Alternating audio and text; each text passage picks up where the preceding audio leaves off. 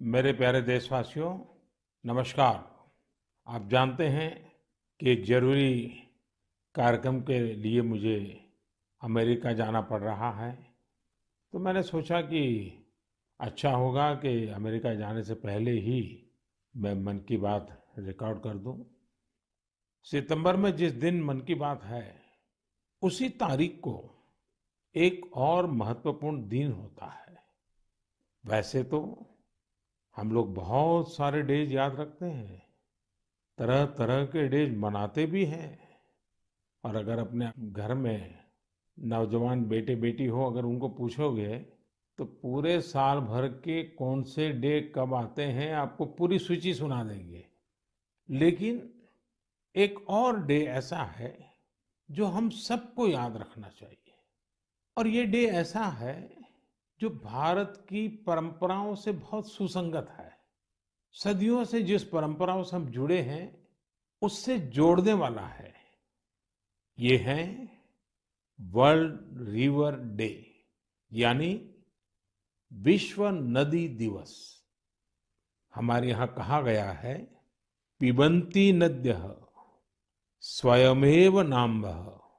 अर्थात नदियां अपना जल खुद नहीं पीती, बल्कि परोपकार के लिए देती है। हमारे लिए नदियां एक भौतिक वस्तु नहीं है, हमारे लिए नदी एक जीवंत इकाई है। और तभी तो हम नदियों को माँ कहते हैं। हमारे कितने ही पर्व हो, त्योहार हो, उत्सव हो, उमंग हो, ये सभी हमारी इन माताओं की गोद में ही तो होते हैं।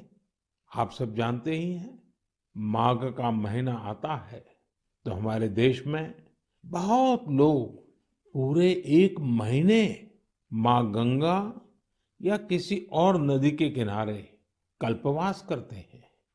अब तो ये परंपरा नहीं रही, लेकिन पहले के जमाने में तो परंपरा थी कि घर में स्नान करते हैं तो भी नदियों का स्मरण करने की परंपरा आज भले लुप्त हो गई हो या कहीं बहुत अल्प मात्रा में बची हो, लेकिन एक बहुत बड़ी परंपरा थी जो प्रातः में ही स्नान करते समय ही विशाल भारत की एक यात्रा करा देती थी। मानसिक यात्रा, देश के कोने कोने से जुड़ने की प्रेरणा बन जाती थी। और वो क्या था, भारत में स्नान करते समय एक श्लोक बोलने की परंपरा रही है। गंगे च यमुने चैव गोदावरी सरस्वती नर्मदे सिंधु कावेरी जले अस्मिन सन्निधि कुरु।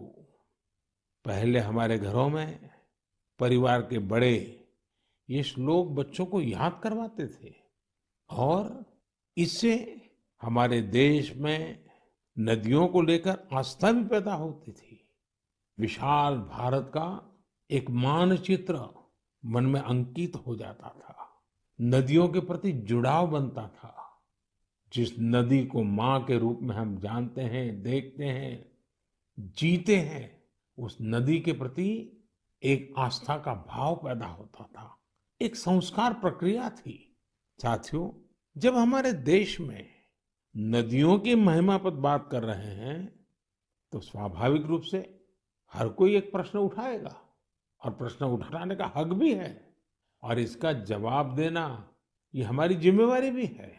कोई भी सवाल पूछेगा कि भाई आप नदी के इतने गीत गा रहे हो, नदी को माँ कह रहे हो, तो ये नदी प्रदूषित क्यों हो जाती है? हमारे शास्त्रों में तो नदियों में जरा सा प्रदूषण करने को भी गलत बताया गया है। और हमारी परंपराएं भी ऐसी रही है। आप तो जानते हैं, हमारे हिंदुस्तान का जो पश्चिमी हिस्सा है, खास करके गुजरात और राजस्थान, वहाँ पानी की बहुत कमी है। कई बार अकाल पड़ता है, और इसलिए वहाँ के समाज जीवन में एक नई परंपरा डेवलप हुई है। जैसे गुजरात में बारिश की शुरुआत होती है तो गुजरात में जल जीलनी एकादशी मनाते हैं। मतलब कि आज के युग में हम जिसको कहते हैं कैच द रेन, वो वही बात है कि जल के एक एक बिंदु को अपने में समेटना, जल जीलनी। उसी प्रकार से बारिश के बाद बिहार और पूरब के हिस्सों में छठ का महापर्व मनाया जाता है। मुझे उम्मीद है कि छठ पूजा को देखते हुए नदियों के किनारे घाटों की सफाई और मरम्मत की तैयारी शुरू कर दी गई होगी। हम नदियों की सफाई और उन्हें प्रदूषण से मुक्त करने का काम सबके प्रयास और सबके सहयोग से कर ही सकते हैं। नमामि गंगे मिशन भी आज आगे बढ़ रहा है, तो इसमें सभी लोगों के प्रयास एक प्रकार से जन जागृति, जन आंदोलन, उसकी बहुत बड़ी भूमिका है। साथियों, जब नदी की बात हो रही है, माँ गंगा की बात हो रही है, तो एक और बात की और भी आपका ध्यान आकर्षित करने का मन करता है। बात जब नमामि गंगे की हो रही है, तो जरूर एक बात पर आपका ध्यान गया होगा और हमारे नौजवानों का तो पक्का गया होगा। आजकल एक विशेष ई ऑक्शन, ई नीलामी चल रही है।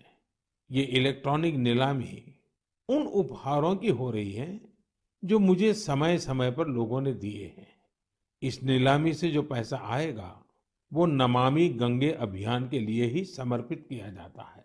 आप जिस आत्मीय भावना के साथ मुझे उपहार देते हैं, उसी भावना को ये अभियान और मजबूत करता है।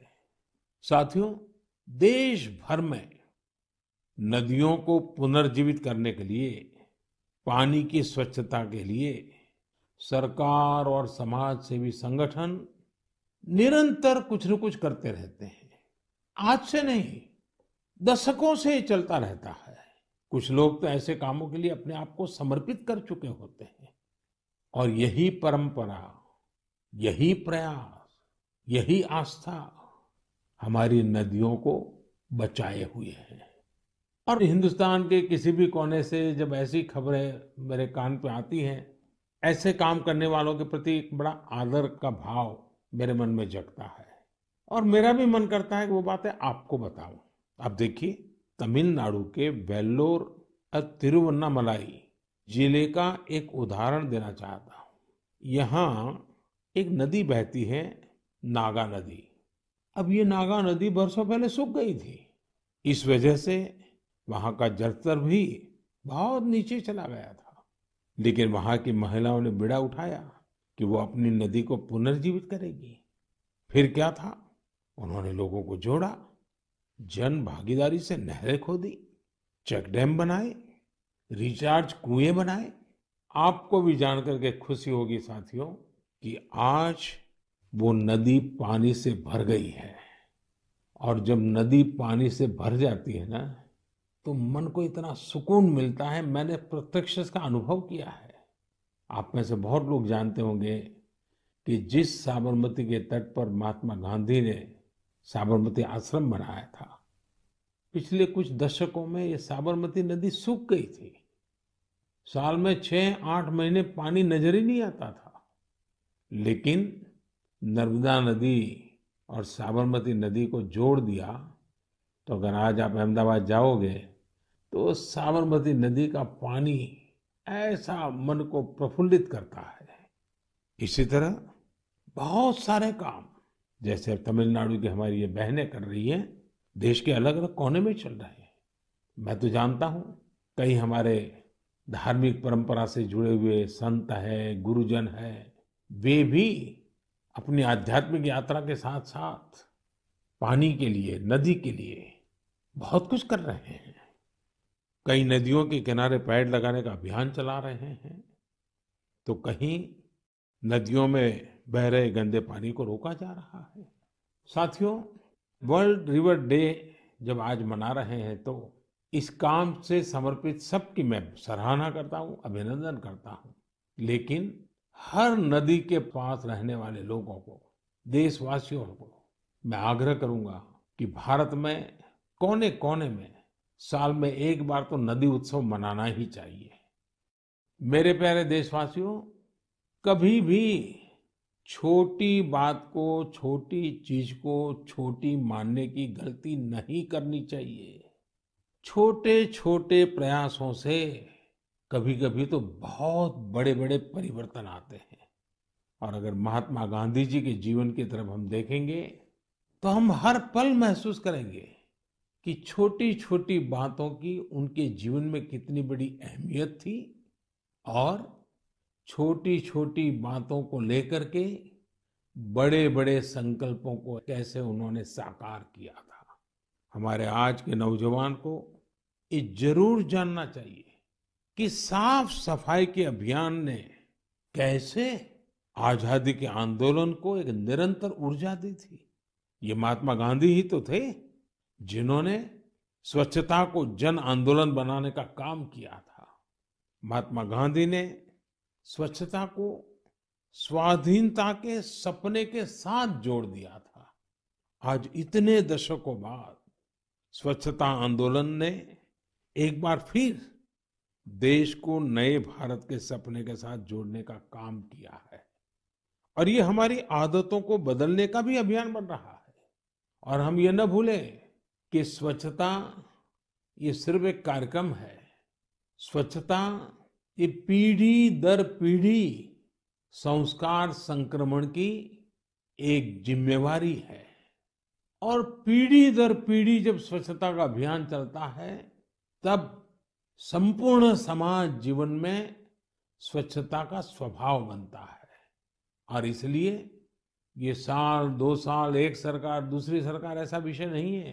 पीढ़ी दर पीढ़ी हमें स्वच्छता के संबंध में सजगता से, अविरत रूप से, बिना थके, बिना रुके, बड़ी श्रद्धा के साथ विजय का पर्व भी मनाने वाला है।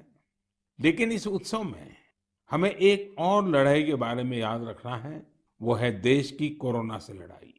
टीम इंडिया इस लड़ाई में रोज नए रिकॉर्ड बना रही है। वैक्सीनेशन में देश ने कई ऐसे रिकॉर्ड बनाए हैं जिसकी चर्चा पूरी दुनिया में हो रही है। इस लड़ाई में हर भारतवासी की अहम भूमिका है। हमें अपनी बारी आने पर वैक्सीन तो लगवानी ही है, पर इस बात का भी ध्यान रखना है कि कोई इस सुरक्षा चक्र से छूट न जाए। अपने आसपास जिसे वैक्सीन नहीं लगी है उसे भी वैक्सीन सेंटर तक ले जाना है। वैक्सीन लगने के बाद भी जरूरी प्रोटोकॉल का पालन करना है। मुझे उम्मीद है इस लड़ाई में एक बार फिर टीम इंडिया अपना परचम लहराएगी। हम अगली बार कुछ और विषयों पर मन की बात करेंगे। आप सभी को, हर देशवासी को त्योहारों की बहुत बहुत शुभकामनाएं। धन्यवाद।